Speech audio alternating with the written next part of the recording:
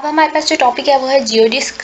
जियोडिस्क क्या है read out करते हैं। ये हमारे पास पीछे वाले जो टॉपिक है उनका ही थोड़ा सा रिलेशन है। हमने पीछे एक्सेलरेशन पढ़ी, एब्सोल्यूट पढ़ा, कर्वेचर पढ़ा, तो वही वाले कंसेप्ट हैं, कुछ देख लेते हैं। सबसे पहले तो हमें पता होना चाहिए कि कर्वेचर होता क्या है, सॉरी जियोडिस्क होता क्या है। जियोडिस्क वो वाले कर्व होते हैं जिनके अलोंग कर्वेचर जीरो आता है। मतलब आपने जब भी इसकी एग्जांपल करनी है जियोडिस्क से रिलेटेड, आप पास कोई भी क्वेश्चन आएगा उसका जो कर्वेचर आएगा वो क्या आना चाहिए, जीरो आना चाहिए।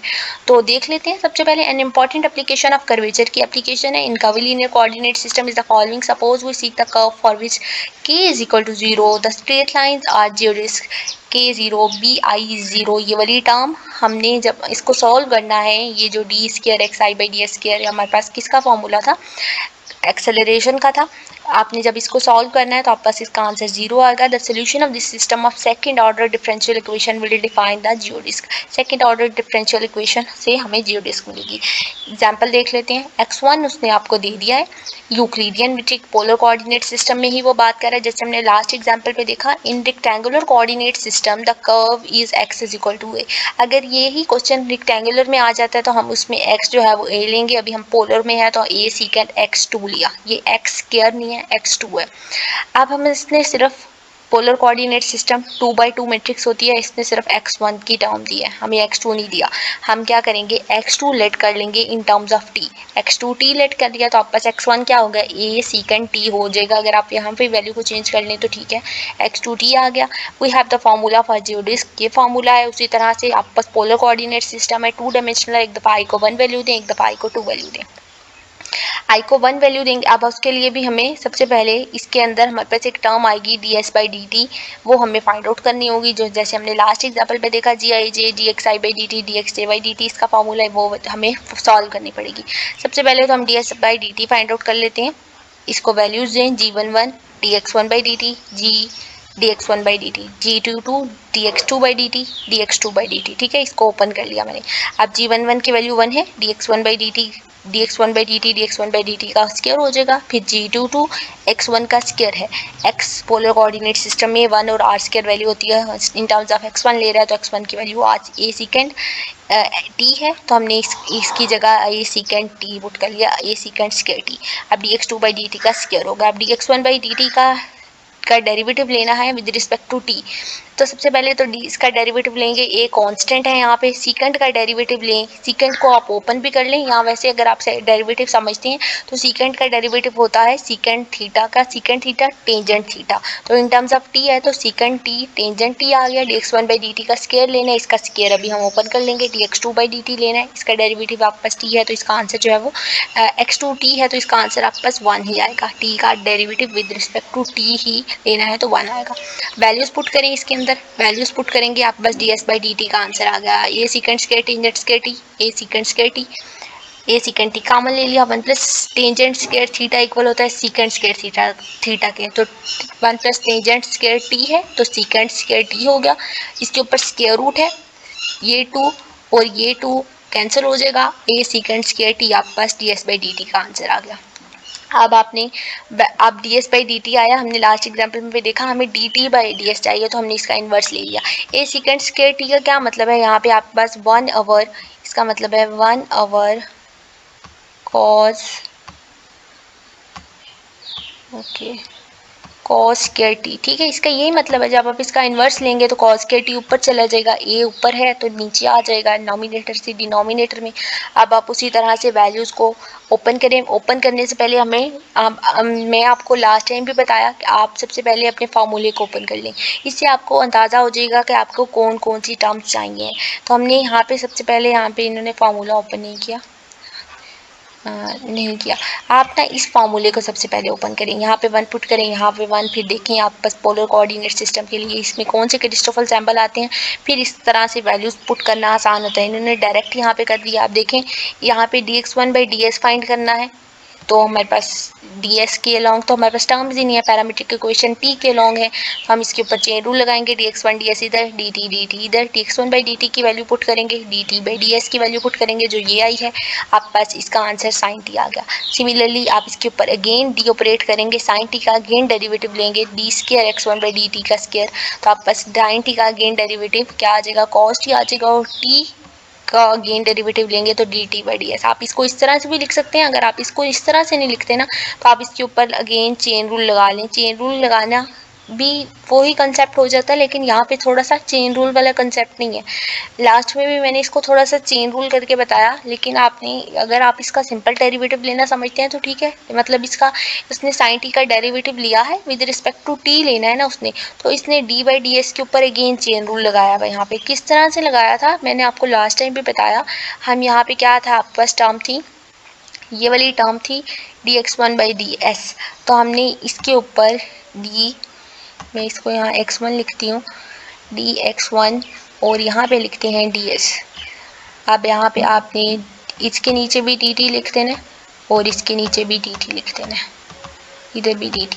अब आप पास ये टर्म बन गई, x1 की वैल्यू पुट करें, क्या है x1 की वैल्यू sin t आई है, तो d of sin t by dt आप पास s था, अभी हमारे पास t चेंज हो गया, dt बाई ds आ गया। अब आप इसका डेरिवेटिव लें, cos t आएगा, cos t dt by ds।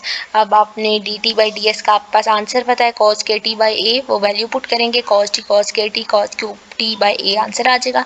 Similarly आपने x2 का डेरिवेटिव लेना है, उसी तरह से उसके ऊपर चेन रूल लगाना है, x2 का डेरिवेटिव लेंगे तो आपके पास x2t है एंड डेरिवेटिव 1 हो जाएगा, dt बाई ds की वैल्यू पुट करेंगे, आ गया, अगेन डेरिवेटिव ऑपरेट करें, आप पास इसका आंसर आ गया। अब आपने सारी वैल्यूज़ को dx1 बाई dt और dx2 बाई dt को फॉर्मूले में पुट करना है।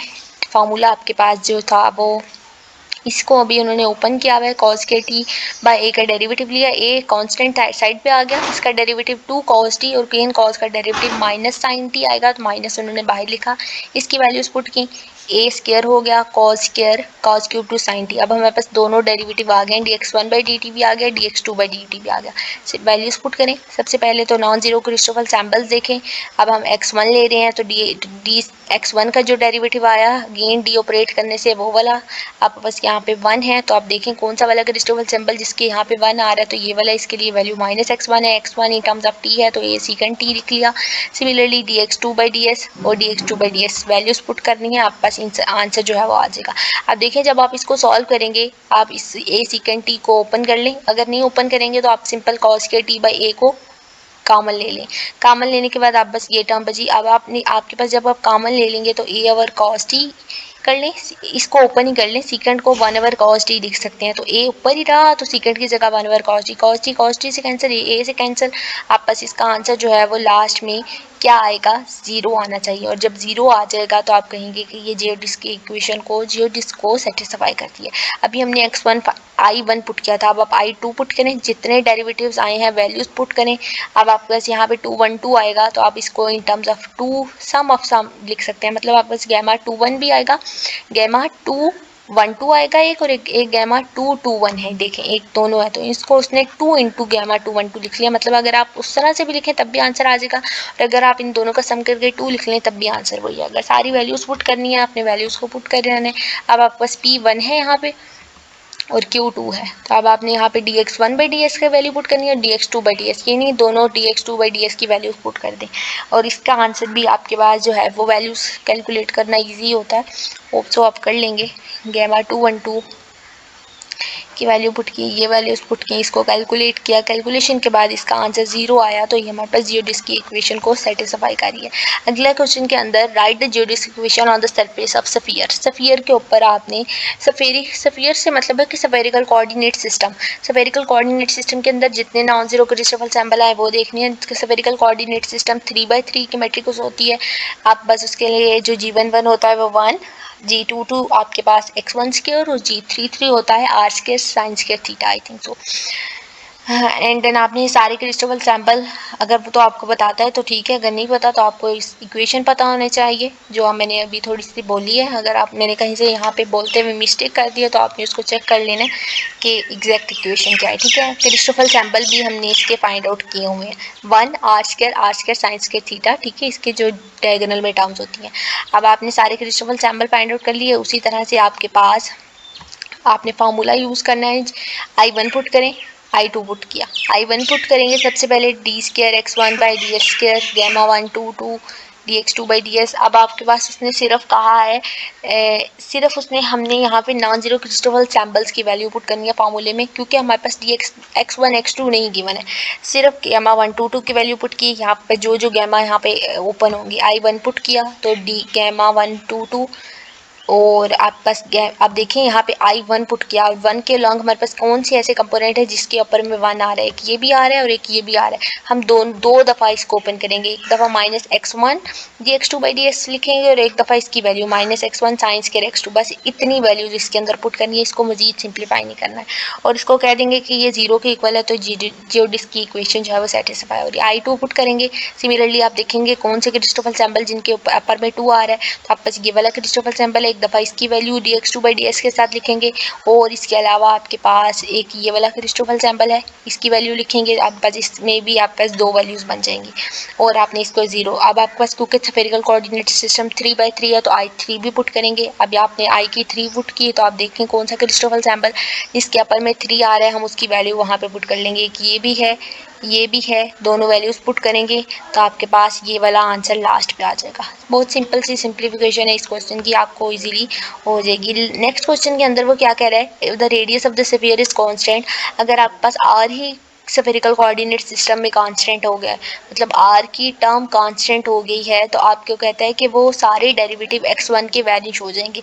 मतलब आपके पास अगर आर कांस्टेंट हो जाता है ना, तो आप पास ये वाली जो टर्म्स हैं ये ख़त्म हो जाएंगी, ये वाली टर्म एंड देन इसके अलावा ये वाली टर्म आपके पास सारी क्या हो जाएंगी, x1 के लिए जो term x1 in terms of r लेते हैं ना, तो वो सारी वैल्यूज जो है वो कांस्टेंट हो जाएंगी, r या आप किसी कांस्टेंट को उससे कह सकते हैं।